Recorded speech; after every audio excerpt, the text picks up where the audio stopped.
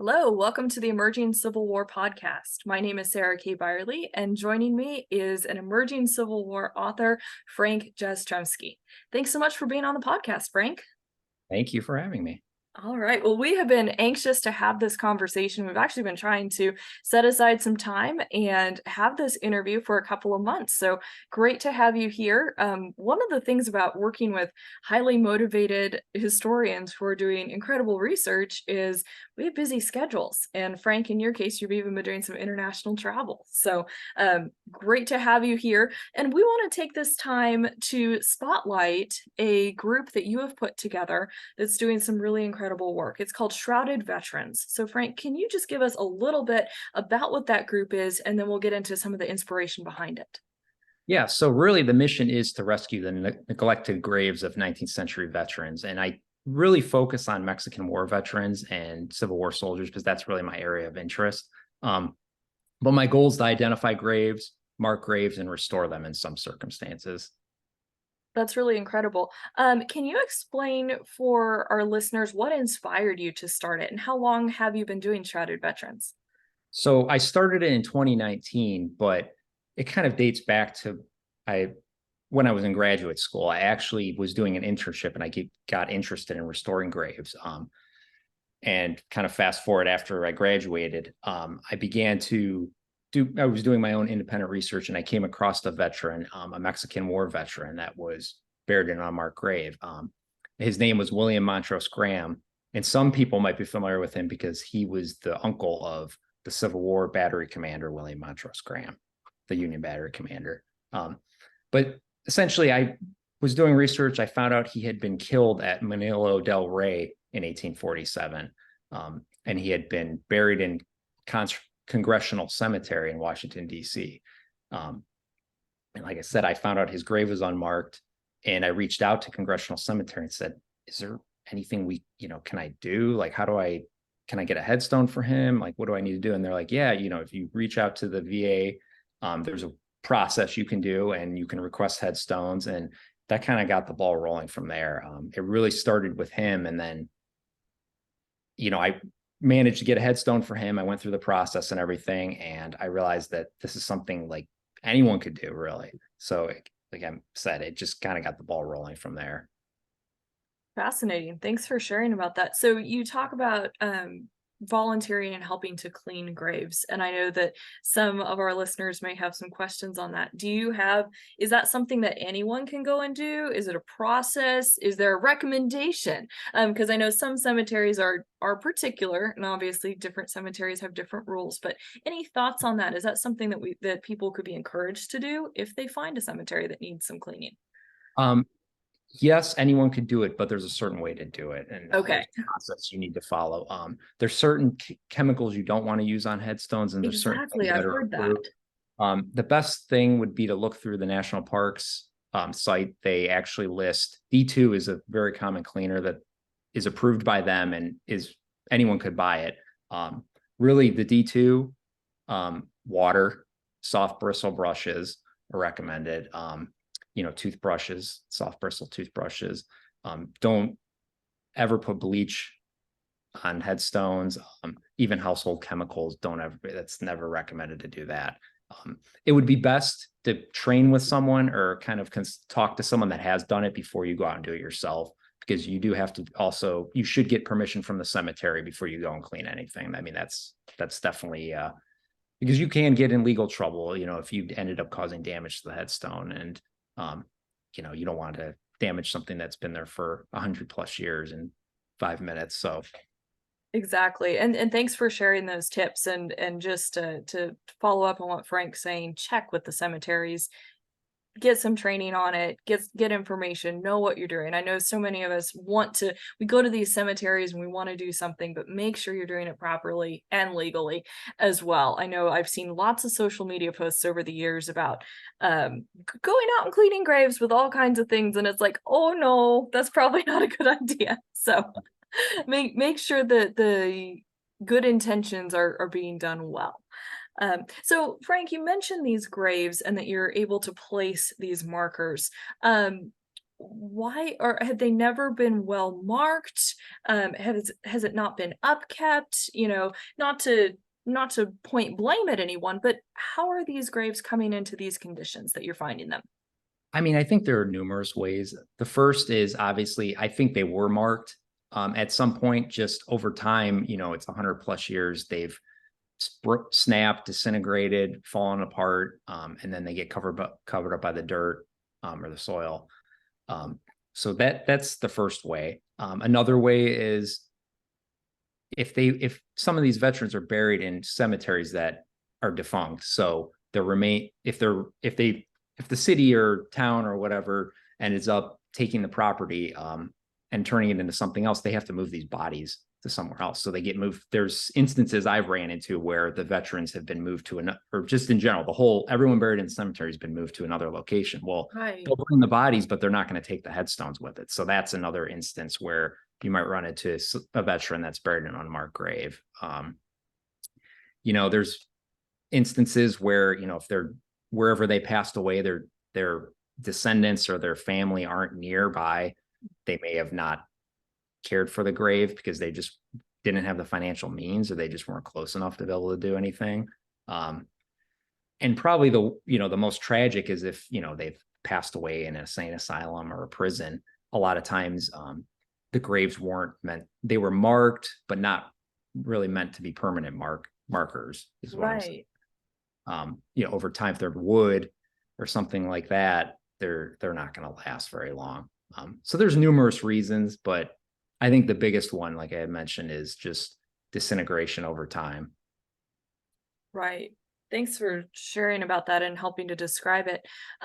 We'll get into the research that you're doing and a little bit of how you're doing that if you want to share some details there. But for our next question or next part here, could you describe the process? Kind of walk us through what happens when you're getting ready to mark a grave. Is there a typical process or is it kind of different with all of them? It depends. So I probably should just kind of go over the different types of headstones that you could request. Okay, that would be Most great. standard traditional headstone that I typically request for a Civil War veteran or a Mexican War veteran or a veteran of any other 19th century veteran. There's paperwork you have to fill out. There's a specific form that you have to fill out and submit to the VA. But most importantly, you need proof of the veteran's service, which has to be primary source evidence. Okay.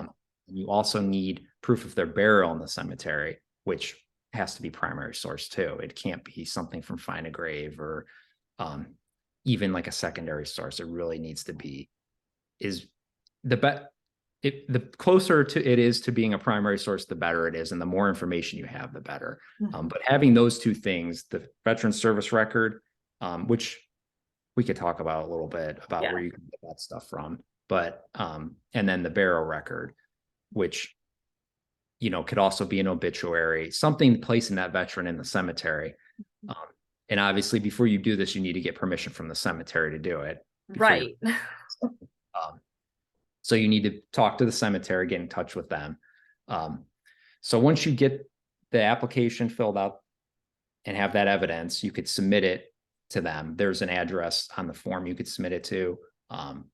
There's an online system you can use, which I use, which is much more efficient. So I use that. When I started it, I was mailing them in, but then I realized they had this online system and it's much easier and cheaper.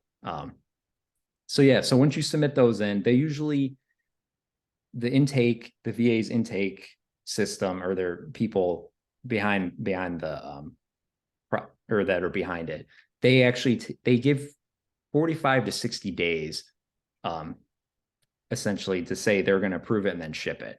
So you're kind of in like a waiting period. There's not really like a hard time of when they decide to accept it or they approve your request, but you should get an email telling you, okay, it's been approved, or they'll mail you a letter telling you it's either approved or not approved. Usually they'll mail you a letter when it's not approved. But once it's been approved, like I mentioned, it takes usually 45 to 60 days for them to ship it to the cemetery. And the cool thing is, like, they're cutting the stone for you. They're shipping it for free. They won't install it. That's the only thing that they won't do. That's where, where I run into situations where I'm trying to raise funds is to cover the expense for the installation or foundation fees, which can range from $70 to hundreds of dollars. It really depends. It's all based on what the cemetery decides. Some will waive the fee because they're veterans, but it's all case by case scenario. Right. So But yeah, standardized process when working with the VA, but different processes working yeah, with the local cemeteries. yeah, definitely. And the nice thing is with this requesting these headstones, anyone can do it as Mhm. long as they're pre-World War I veterans. Oh, Now, interesting. yeah, and it's really cool because we're the only country in the world that I'm aware that does this. The British, like in Britain, they have the Commonwealth War Graves Commission. Now they will do that for any post World War I veterans, so World War I and World War II, but they don't do that for any 19th century veterans. That's left to just people to do themselves, or marking the graves, or organizations. But it's the government isn't involved in that. The U.S. government, which is, like I said, very unique, they will do it for any veteran. But you can do it as long as you're not a relative, or if you're not a relative, for any pre-World War I veterans. Now, if you do it for post-World War I, you need the consent of a descendant, which Okay. that changes things a little bit. But yeah, as a personal, they call it a personal representative. You can fill out the application and put yourself down. And yeah, they'll let you form the request. Interesting. So talking about the descendants, and I realize what you're saying, that you don't have to have the permission of a descendant for the 19th century Yeah. grave markings that you're doing. But have you been in contact with any descendants? Have you had that experience through your research? Yeah, that's very cool. But so I guess that's when I should mention the memorial headstones. Those are Okay. for remains for a veteran that their remains weren't recovered. Mm, They're unrecoverable, or an instance where they were destroyed for some reason. Those headstones you can place them in a cemetery, but they say in memory of, and the body's actually not located there. Now, if you want to do that, you have to get the consent of a living descendant. okay. So in those circumstances, yeah, you do. And yeah, it's really neat because the nice thing is that these descendants don't need to be direct descendants. They can be honestly as far detached as long as they're related, and you can prove that they're related, and you have evidence like a family tree or something, that you can submit to the VA, and a signed letter saying, I'm a descendant, I give this person permission to place this. They'll let you place them. But yeah, I had an opportunity. I've just recently writing about this individual. He had been killed during the Mexican War, and he was buried on the battlefield at Resaca de la Palma, and his remains were exhumed, and they were bringing them back to be buried in Tuscaloosa, Alabama. And between Mobile and Tuscaloosa, the steamer that his remains were on exploded. It was a boiler Oh explosion, no. and destroyed his remains. So obviously they never recovered his remains. So Mm, I was able to get in touch with one of his living descendants, and we were able to place a memorial stone in Jefferson Barracks National Cemetery for him, wow. which was super cool. But yeah, sometimes it's funny. Some of these people, they don't even realize they're related to these individuals. Sometimes they do. I mean, it's always good to be it's good to be in contact with like a genealogist, because they're very helpful for that kind of stuff. I've had one individual that she's helped me out a ton, tracking down descendants. Mhm. And social media makes it so much easier to find people now, and just Right. shoot them a message. Exactly. Have you been able to be at the cemeteries when some of these headstones are placed, or do you sometimes have to rely on a cemetery worker to send you a photo? What's been your experience with that? So I live in Wisconsin. All of the headstones that I've had placed are in different cemeteries. None of them are in Wisconsin. They've all been all around the United States. So, Wow. um, Fortunately, recently, I actually was able to go and be present for when one was placed. I went down to Metropolis, Illinois, which is pretty close to the border. I stayed in Paducah, Kentucky, but it was near Metropolis, Illinois, and I Okay. went with a descendant of a Colonel George W. Neely. One of his descendants um, is manages a family farm cemetery Oh, wow. that's in the Shawnee National Forest, like deep in the Shawnee National Forest. Hmm. So I connected with him, and I had the headstone shipped down to him, and we actually went together out. We took ATVs, like I went with him and his sons, Wow. placed the headstone in the Shawnee National Forest, and it was secluded enough where there's no way we could have got back to it without the ATVs. So that was super cool because, honestly, I just kind of supervised. They did most of the manual labor, but I was ready to if I needed to. But it was just very cool to see, we're placing a headstone for someone and that their descendants are actually there. And I was present for that. But in most of the cases, I'm not. I mean, I have to really, and what I do doing this, it wouldn't be possible without the people that are there at the cemeteries placing these headstones, or descendants that are nearby, or whoever's looking over the cemetery, or a memorial company. Because like I said, I can't get out to all these cemeteries and do it. I mean, I would if I could, but Right. The amount of research that you're able to do and just the process of being able to mark these graves is so special. And I would imagine for the descendants, there's probably that really great connection there. With your research, perhaps some of our listeners are doing genealogy, or maybe they're even thinking of a grave that maybe needs a new marker or something like that. But what sources have you found to be really helpful as you're doing this type of research? so I generally, and this is just my personal interest, I focus a lot on Union colonels and generals. Um, but I mean, I'm all over the place. I'm willing to do it for any soldier, whatever rank. But Roger D. Hunt's books, he wrote a series of books called Colonels in Blue, Okay. um, focused on specific state areas or specific states, and the colonels that served in those states. He did a great job of listing. I mean, he did immaculate research trying to figure out where all these kernels were buried, and he Hmm. lists them in the book.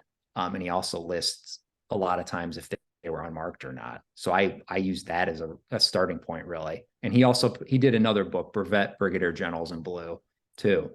But I've used that as a great starting point just to kind of locate, all the unmarked graves, and I kind of just started reaching out to cemeteries, Wow. and doing, the research with each of those. But for besides just colonels and generals, another great resource that's free is familysearch.org. Mhm. I use that quite a bit. I don't know if it's ancestry that might be behind it, but it's free. And a lot of times they have digitized burial records and other things there, that helps you connect the dots. Mm. Find a grave. That's a great starting point. Sure. It, it's kind of like the Wikipedia, where you kind of use it as like if you need to get an idea, at least where someone's at. Mm. Um, but it's not always accurate, but at least, you can run a check to see if someone's name's listed there. And a lot Right. of times it's great because volunteers go out. I mean, there's so many volunteers that add photos to it and add, information there about the cemetery or the individual buried there. Mhm. So that's a good starting point with, if I'm researching someone, the first thing I do is I plug them in Find a Grave and see if they have a grave. Um, Right. or they're on the page, which they're not always. I mean, there's, sometimes they're not on there. That doesn't mean they're not buried in a cemetery. It's just, like I said, it's a good just starting point. Genealogybank.com, which you have to pay for that, but Mhm. I'm on there every single day. I mean, it's great for newspaper archives. It's a great newspaper archive source. It's awesome because you could type in someone's name, and dates, and it will do like a search of their names and Mhm. pinpoint, pull out essentially like newspaper articles for you, which Right. That's great for finding obituaries. Mhm. So I use that. I'm like I mentioned, I'm probably on there every day using that. Um, and then just Google Books is great. That's such a great source. I mean, you know, you could just same deal, same thing. You could type in something and it just pulls up, with a keyword search information or, old sources. Um, Right. in our, I even rely on archival material. I just put in a request to the National Archives for General John Pope, but back when he was a regular officer in the Army in 1851, he was traveling through an area and there's a Mexican war officer he's a surgeon that I'm trying to research and figure out where he's buried. And Pope was actually transporting his body to Kansas Oh, and he wow. actually buried him. And I found a file that at the National Archives that he mentions, how the officer died, the surgeon, and where he buried him. So I actually just got that today. So I mean, that's super cool because, like I Yeah. said, I mean, I, there's no other, I haven't found any other information on this individual or where he was buried. And, I'm pretty sure Pope just pinpointed it for me. So I'm hoping, what I'll end up doing with something like that, I'll reach out to the cemetery, try to get in contact with the cemetery and see if they have any information of burial records or anything like that. And, see if it's something where I could place a headstone for him, if I can get all the stuff together that I Right. need. That's really fascinating. I know with some of the Civil War soldiers and burials research that I've done, it can be really helpful if a surviving comrade wrote about burying a fallen soldier. Yeah. And during the Civil War, sometimes that makes the difference between a marked grave or an unmarked grave, is if comrades went back and buried that fallen soldier and, their writings about that, they can be hard to read. But that's part of good death in the soldier's mind. And there's even some examples of soldiers making sort of agreements with their comrades that if you fall, I'll bury you and mark your grave and tell your family. If I fall, you'll do the same for me. And it's interesting how that's happening in the Civil War. That can be the difference between a headstone that now says unknown or a headstone that has a name on it, Oh yeah. Hmm. So, yeah. Um, you mentioned the service records. And I know that's something that if people are interested in genealogy, they've probably picked up on that. Are you able to access those through some of your genealogy sites, or are you going directly to National Archives? Because I know there's different ideas on how to best access those. So that's another source I forgot to mention actually it's called fold3.com. Yes. Okay. So yeah, you're I familiar with. like Fold 3, but maybe our listeners aren't familiar with it yet. So that's another paid one, but it's another site I'm probably on every single day. I mean, Mhm. they have you plug in a soldier's name and what conflict they were in, and if it's been digitized, it comes up. And I've relied on that. I mean, a tremendous amount, and that's usually where when I need to provide proof of the veteran service, even if it's just a card stating this is the regiment he served in, or this I don't know, some kind of report, I can submit that to the VA. So, and it's nice, you can sometimes use familysearch.org and it'll also pick up those Fold 3 service record files. So you can know that, okay, that, this is here, but you have to, if you click it, it's going to take you to Fold 3 and you you're going to get behind the paid ad wall. Right. Paid ad wall, but that's a great resource. I mean, I had recently mentioned, or I had recently written that article about Henry MacIver, Mhm. uh, and for the blog, and I was able to pull his service records, which I kind of talk about in the blog post I wrote about. He tells one account of what happened, but the service record tells the real story of what happened. Right. Which in the detailed information in there was, I mean, it was unbelievable. But sometimes you hit a home run, sometimes not so much, but yeah, it's a great resource.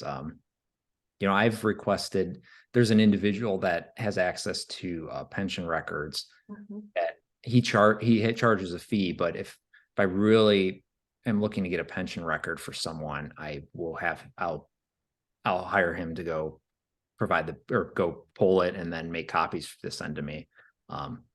Which, there's some great stuff in pension records too. Yes, absolutely. And I've been I don't know if pleasantly surprised is the right term for this, but in a good way. I've been had some good research discoveries recently with the digitized pension files, finding them on Fold 3, and there's so much information in there, especially for the Civil War applications there.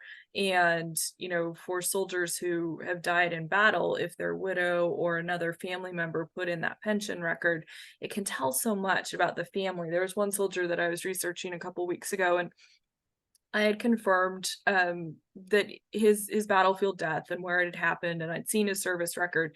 Then I was searching a little bit more, and I came across the pension file that his wife had submitted. And I had picked up through some newspapers and other things that he had been married, but then here to have a little bit more of that story and a little bit more of, who mourned him, when those telegrams or notices appeared in the casualty lists. It really brings it together. And for my interest in research, it's kind of connecting those military civilian interactions, and that's happening even if there's the tragic news coming from the battlefield. So Fold 3, I am a huge fan of all that they've digitized there. Yeah, it's great. Yeah, and I mean, like I said, if you're interested in doing this reason to requesting headstones for veterans, that's essential. Fold 3, and whatever newspaper archive source you choose. I mean, I know there's newspapers.com. A lot of people use that. Yeah. Chronicling America is the Library of Congress's free newspaper sites. Yes. There's a lot on there too. But Genealogy Bank, that's really been my go-to for a while now. And Nice. it's worth the membership if you're planning to do this kind of stuff, even if you're just, interested in researching, and just back. I mean, I think the newspapers go back probably the 18th century. I mean, it's unbelievable just being able to plug in something and the stuff you find. Yeah. And I'm excited to hear about the genealogy bank and that you're using that. I've used Ancestry, not so much for my own family tree, but just researching individuals that we come across. It's nice to hear about the other options that are out there. So thanks for sharing about that. And Yeah. just a random research tip, at least one that I found helpful. Pardon me, turning my phone to silent now. That whatever your favorite newspaper archive might be, I also go put the same search term in Chronicling America, because I don't know if you find that, but at least I've used newspapers.com, but it doesn't always sync right. Like I've ended up finding what I wanted when I put the search terms into Chronicling America. So as great as these comprehensive sites are, sometimes, at least what I found, is it helps to check the other ones. Do you find that in your research? Yeah, and it also depends the quality of the scan. I mean, if it's blurry or it doesn't always pick up the name or the words you're searching. I've ran into that too with like some foreign newspapers. If they're written in German, it may Mhm. not pick up the terms just because they're just kind of, like I said, they're blurred, and it's causing it confusion.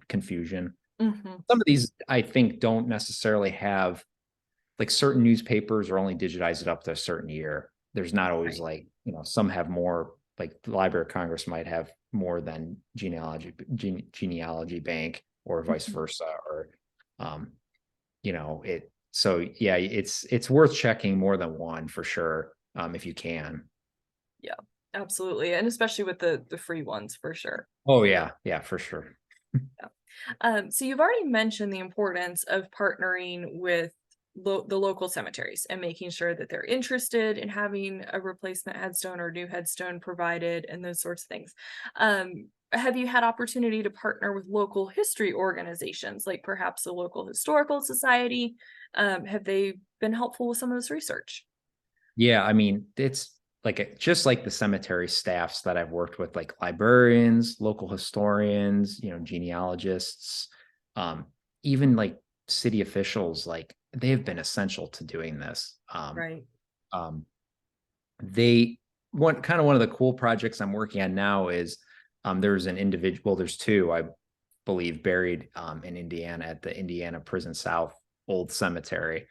There was a Colonel James Trimble, which has an interesting career. He actually fought for the Confederacy, and then he resigned and went and managed to get appointed Colonel Interesting. U.S. CT Regiment. Um, he ended up at this prison Hmm. and passed away there. And there was another soldier, Frank Gulliver, which he was in a USCT regiment too. He actually served. Trimble didn't. Trimble was appointed, and the mustering officer refused to muster him in because he's like, "You were fighting for the Confederacy before. I'm not mustering you in." And then the adjutant general Lorenzo Thomas agreed. He's like, "Yeah, this guy is not. He's kind of a sketchy character. I don't think he should be in charge of a regiment." So both of them ended up at this prison, Indiana Prison South in Jeffersonville, Indiana. The problem is no one's sure exactly where the cemetery's at. They know, like, there's reports of where it's located. There's been accounts, but it's always saying it's outside of the prison walls, or it's in Okay. this. So I've been working with some local historians and librarians there, trying to pinpoint exactly where Hmm. is the cemetery at, because these, I mean, they're fine. Other people have found numerous reports of other people being buried. It's not just these Mhm. two Civil War veterans buried in the cemetery. There's a lot of people buried in the cemetery that no one knows exactly where it's at. Right. So I just had one local archivist, actually, she sent me some overhead scans. She's kind of going through different files, seeing if she can find like some aerial shots of the cemetery or of the prison, which, maybe, or even some photographs that we can at least get an idea of like where this is, so we can kind of start investigating it. Mhm. And it seems it generated a decent amount of coverage. There's like a local news article that they just published on it. Um, it's interesting because the city's kind of in a battle with the real estate agency that owns this property. So Mm. the city wants to get it and wants to actually like turn this into something historic or preserve the history of the cemetery or of the Right. prison. The real estate agency wants to knock it down and develop on it. Well, now that they heard that there's a cemetery there, it's changing things a little bit. Uh, Absolutely. so yeah, that recently they just, like I mentioned, released a newspaper article about it. But I'm hoping, working with them, we can locate the cemetery, or some kind of trace of it, Hmm. and that would be great. Ideally, my end goal would be to mark the graves of these two veterans at least, which there's many more people, like I said, that are buried there that, I don't know, maybe we'd have to decide what's the best way to memorialize everyone as a whole, but I would definitely like to put veteran headstones for these two. Right. That would be really special, and what an opportunity for the local community as well, and to be able to bring that together. Definitely keep us updated as you're able on the blog Yeah. about that story. That sounds like it Yeah. could be a big one. So, what's been the most surprising thing that's happened over the last few years as you've been pursuing your mission here? I would say the international projects, which I Okay. think is the coolest part of it. I've had headstones placed in England, Canada, France, um, Peru, Colombia, and I'm working on hopefully getting one placed in Myanmar, which is formerly Burma. Um, but it's just unbelievable that, like, I'm, I've really put the VA to the test to see how far they're willing to send headstones. And Right. they've delivered so far, for all of them. But um, these international projects, I never would have thought I'd be involved with them at all, and it's super cool. Just the internet makes stuff. So I mean, I use Google Translate in some instances when I have to. It's not Mhm. perfect, but it helps me communicate with people from all around the world. And it's great how willing these people have been to kind of work with me to do this. Wow. Especially if they're, one of the cooler ones I recently did was General Edward A. Wild, Mm. which people probably are familiar with. but he actually, after the war, he ended up going down to Colombia and he was helping to survey for a railroad. And Hmm. 1891, he went down there to survey for a railroad. And he died from, they're not sure if it was from diarrhea or malaria or a combination of both. But when he died, he was buried in the city in where he was at, passing through in Colombia. And they only erected a wooden cross over his grave. Hmm. It was supposed to be, I think, it was supposed to be temporary Right. burial. Well, that didn't last very long. By 1909, it was, weather beaten and dry rotted. Sure. And there was actually an effort to bring his remains back to the United States and bury them in Arlington. Hmm. But his widow, Frances, said, no, he would not have wanted his remains disturbed. Like, let's leave Hmm. him where he was at, which is kind of interesting. But Yeah. so, yeah, he was left there. Well, eventually, obviously, that wooden cross didn't last very long and it deteriorated. But I managed to get in contact with the cemetery, and it took a while, but we managed to, I set up a call with them and actually talked to them, and we managed to get over our language barriers, you know, and we ordered a bronze headstone for a while, and had it shipped down there. And they installed it in the cemetery, and it was kind of neat because it made it, their local newspaper talked about it and, shared pictures of it. It just, like I said, I never would have thought a million years I'd be doing something like that. One of the cooler ones I'm working on, which has been a long process too, but Percy Windham.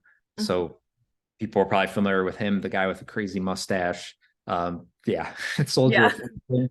We'll see if Died. maybe for the YouTube version we can add some photos in of these Oh yeah, guys. We'll yeah, try. I have a photo of him for my collection, actually, because I collect CDs. I could share it. But there's great photos of him on the Library of Congress's website with his Yes. long mustache. And yeah, he's a colorful character. Well, he died in a ballooning accident. I believe it was 1879.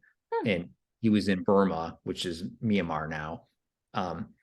He was buried there. Well, his grave's unmarked Hmm. there. I got in contact with the U.S. Embassy in Rangoon, and I'm working with them to try to mark his grave. So, and I've had a lot of help from the British Library. They sent me, because we were trying to figure out exactly what cemetery it. We know what cemetery he was buried in. We're just trying to figure out where that cemetery is in Rangoon. Right. So I think we pinpointed it, but with the help of the British Library, they were able to send me a lot of different maps from different periods to try to figure out where the cemetery is. And I've even had help from the British Association for Cemeteries in South Asia. They've kind of, because they're experts on cemeteries in South Asia. So I've been working with them too, but, it was really neat. I just reached out to the embassy in Rangoon and was like, hey, I'm trying to mark this grave for this colonel. I think he's buried here. Well, I know he's buried here. It's just, I'm trying to figure out where he's at. And I've been kind of in contact with them. So hopefully we'll be able to, place a headstone on his grave, or at least in proximity of where he was buried. Right. That's really special. And another story. Definitely keep us updated. I will. Yeah. Like I said, the foreign projects or international projects are probably my favorite. I mean, they're long. I mean, they take a lot longer and there's a lot more entailed.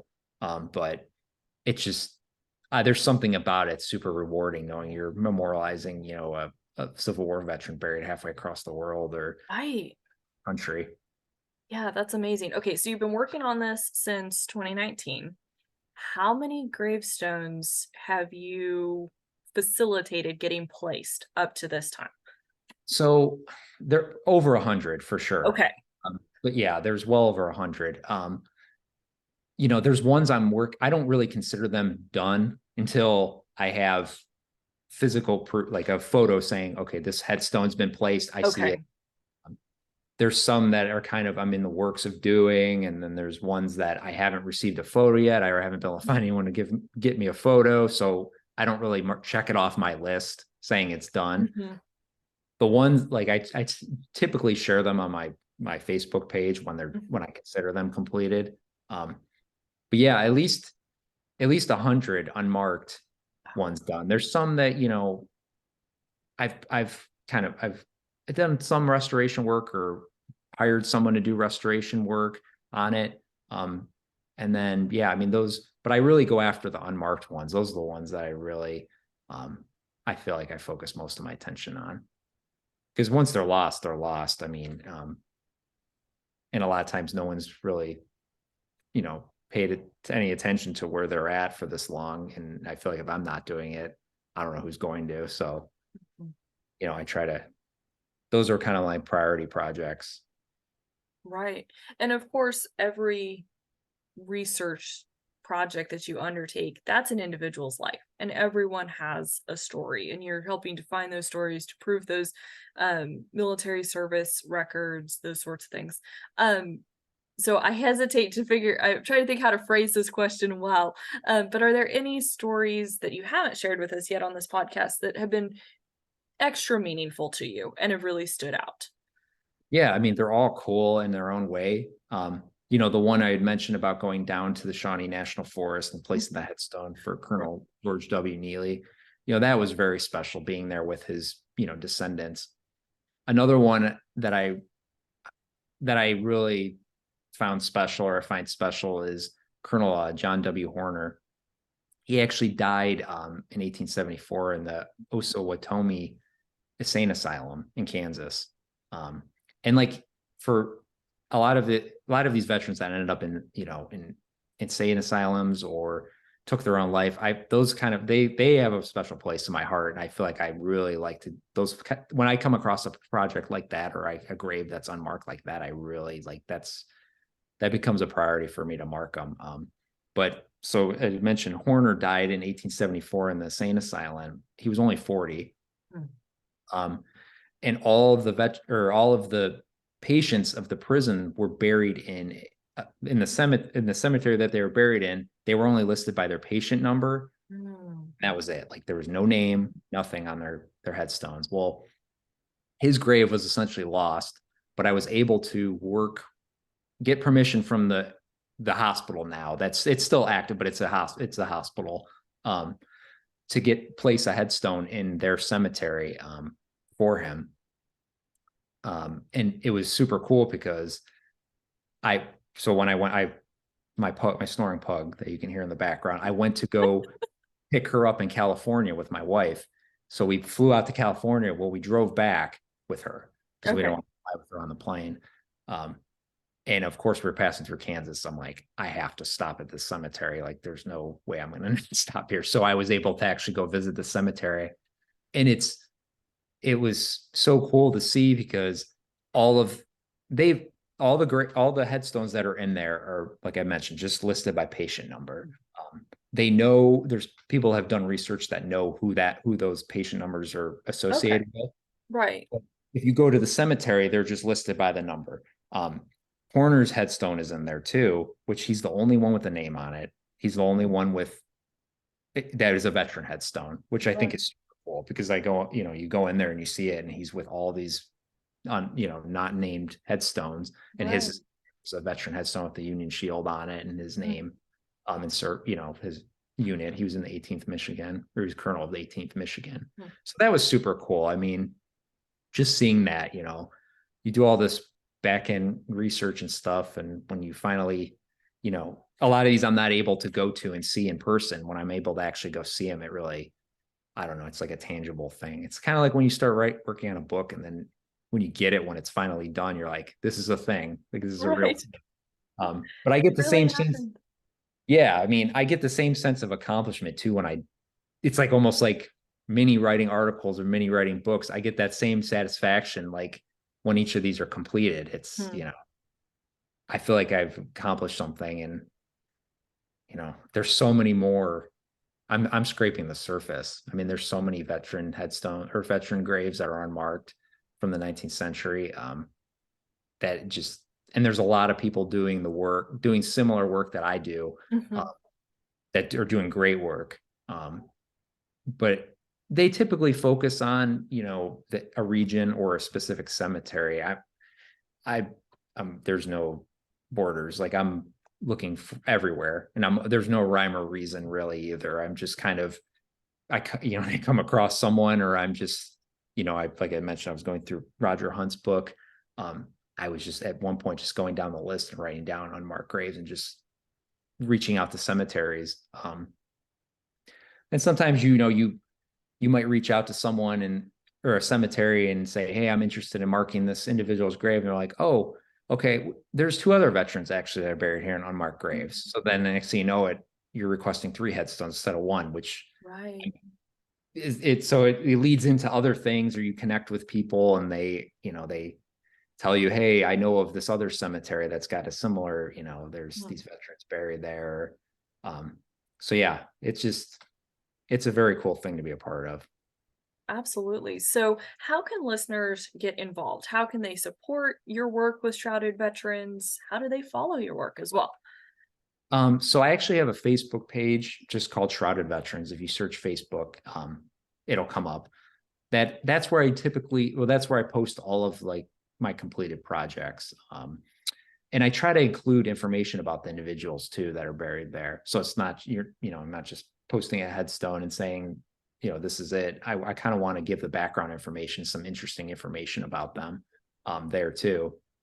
So that's really a great place.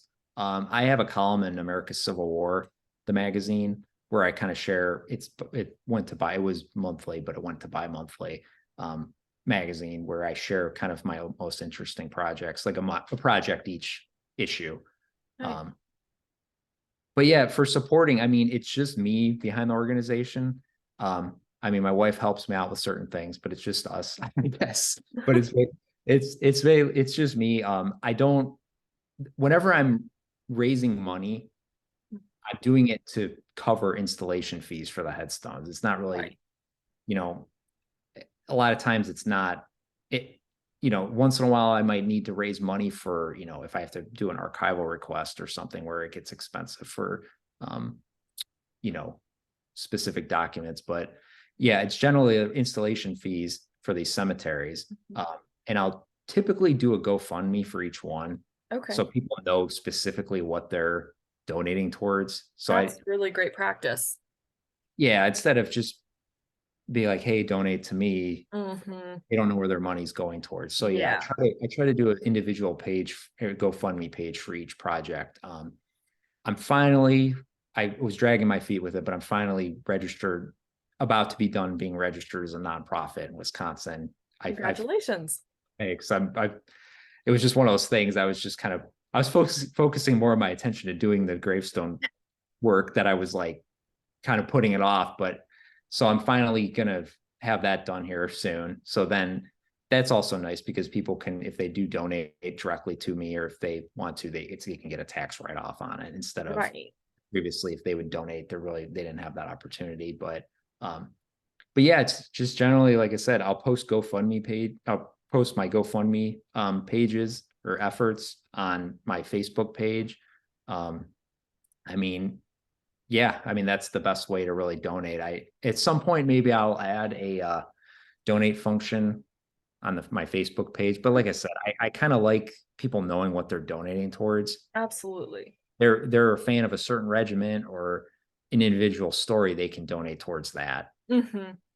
Which I've had people, there's one individual that he's written about, it's kind of his hobby or his interest is to travel all around battlefields or all around cemeteries and photograph Union colonels and generals. Oh, Like wow. it's kind of like the president. Like I just read a book about a guy that has been to every presidential grave and every vice Hmm. president's grave. It's kind of like that with generals and Right. colonels. And he's been super generous donating for certain projects. He's reached out to me, and he's like, hey, I would be interested in placing headstone. I know his grave's unmarked. Would can are you able to mark it? And I'll usually go back to him and tell him, yeah, I can, the cemetery is going to do it for free, or it's going to cost $300 to do it. And he's been really generous about donating towards covering certain veterans, which I've been grateful for. Nice. And it's amazing, and just as we've had this conversation and I've listened to everything you're sharing, I'm really struck by the connections that you're making, whether it's the research connections and pulling these stories that have perhaps been lesser known or even forgotten from the past, and then the connections that you're able to make at the in the local communities and with local historians and all of that. It's really fascinating what you're doing, and we'll make sure to put the link to your Facebook page in the video description and in the podcast description for you. But for our listeners, if you are on Facebook already and looking for it, just search Shrouded Veterans. So, Frank, is there anything else that you'd like to share with us before we wrap up our podcast and video here? Just like I mentioned, I wanted to say anyone could do this. I'm not special like in any way. Like, I mean, if you enjoy doing research and you enjoy if you want to honor a veteran, I mean, anyone could do this. It's just getting familiar with the process. And I'm more than willing if someone has a question to reach out to me, through email or through Facebook. I mean, plenty of people have reached out to me through my Shrouded Veterans page. And asked me, and once you get the hang of it, you could go on your own and do it. I mean, it's, this is a great provision that our government provides that allows us to do this. So take full advantage of it. Absolutely. And thank you for pointing that out and making the offer. Hopefully, a few people will reach out and either have follow up questions, or maybe they even know about some graves that need to be marked and they can get involved in the process as well. So, Frank, I want to thank you for taking time out of your busy schedule, out of your research time too, to chat with us and share about Shrouded Veterans. And I always appreciate that you share some of your research and I guess adventures a little bit with emerging Civil War. So you can look for some of those details on the blog as well. So thanks again for joining us. I'm Sarah Kay Bierle on the Emerging Civil War podcast. Frank Jastrzembski. Pardon me, I got your last name at the beginning. Let's get it right.